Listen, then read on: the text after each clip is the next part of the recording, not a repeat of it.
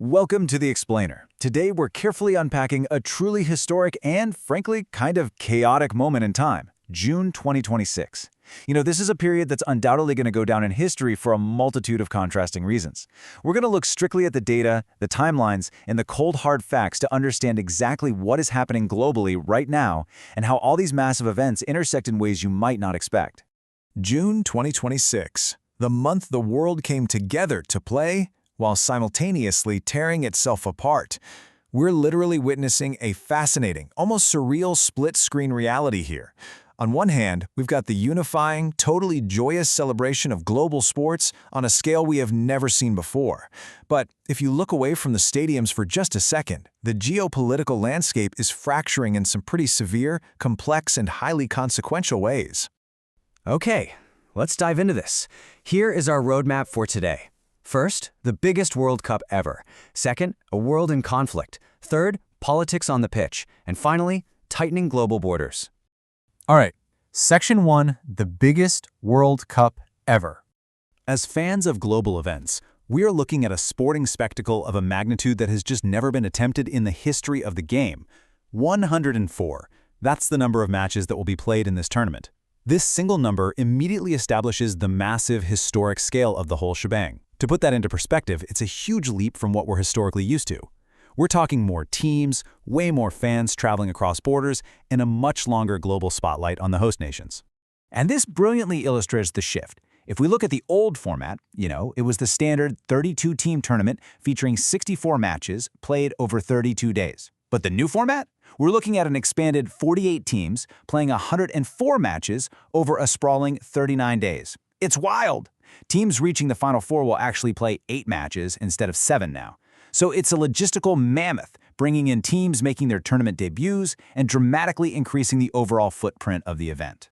And beyond the sheer numbers, just look at the geography required to pull this off. This tournament is jointly hosted by the United States, Mexico, and Canada. It spans 16 distinct host cities, all the way from Vancouver down to Mexico City, over to New York and New Jersey. It's the first ever Tri-Nation World Cup.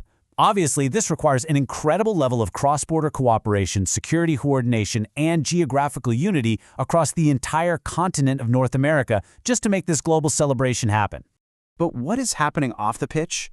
While millions are cheering in these unified stadiums across North America, we have to pause and acknowledge the serious reality of the outside world during this exact same time frame. The contrast is absolutely stark.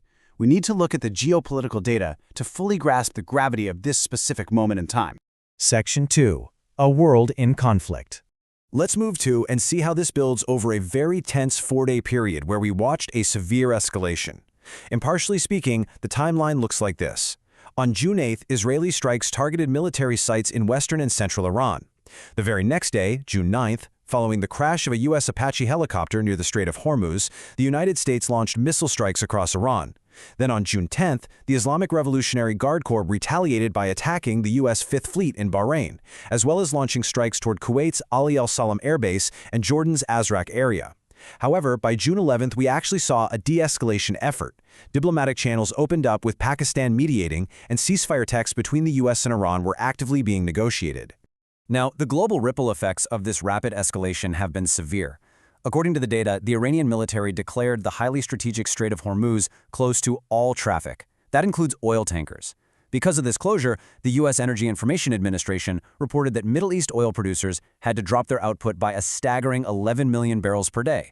That creates an immediate economic shockwave around the world. We also saw major diplomatic maneuvering, with sources reporting the UAE unlocking frozen Iranian funds amid the push for a ceasefire, and UAE officials meeting face-to-face with Iranian officials for the first time since the war started. So the economic and logistical impacts of just these 4 days, absolutely massive. Which brings us to Section 3, politics on the pitch. We like to think of sports as this protected sphere, right? Something completely separated from geopolitics. But the global fractures we just discussed are playing out in really high-profile ways at the World Cup right now. Now, what's really interesting about this slide is looking at the specific individuals. The Palestine football chief stated he was denied a U.S. visa to attend the games. Entire delegations, including an international referee from Somalia and members from Iran and Iraq, were completely blocked from entering the United States. And it's not just related to the Middle East conflict either. Ghana's star player Thomas Partey was denied entry into Canada due to multiple charges he faces in the United Kingdom, which forced him to miss his team's opening match. So the takeaway here is pretty clear. Geopolitics and national borders are actively dictating who gets to play, officiate, and even participate in the global game. There's a profound irony here, isn't there? In a 48-team tournament deliberately designed to be the most inclusive and unified international event in history, it's simultaneously being fractured by strict border politics, visa denials, and international legal charges. The world is invited to play, but the doors, well, they're highly conditional and tightly controlled. Section 4. Tightening global borders.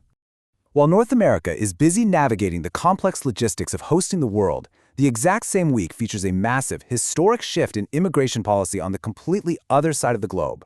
On June 12, 2026, literally the very day the World Cup is getting underway, the European Pact on Asylum and Migration officially comes into force. This represents a comprehensive, sweeping overhaul of exactly how the European Union handles asylum seekers and migration, implementing strict new rules across the continent. Let's look objectively at what these new policies actually entail on the ground. The pact introduces a highly rigorous process the moment someone arrives at an EU external border. Step 1 is the arrival itself. Step 2 then requires a mandatory, strict 7-day screening process to immediately establish identity, assess health vulnerabilities, and check security risks. Based on that screening, Step 3 funnels individuals into either a fast-track procedure, which will now apply to 20% of applicants in places like the Netherlands, or the standard procedure. Notably, applicants must now enter all their own details on a tablet, and the previous rest and preparation period they used to get, that's been completely eliminated. The overall goal here is rapid, immediate categorization. So the crucial point is the contrast between before and after.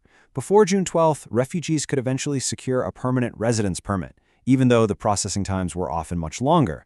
But after June 12th, strict deadlines are enforced, like a firm 6-month limit on standard procedures, but permanent residence permits are entirely eliminated. Moving forward, the EU will only issue 3-year temporary permits, which require ongoing extension renewals and can actually be actively revoked if a home country is deemed safe again.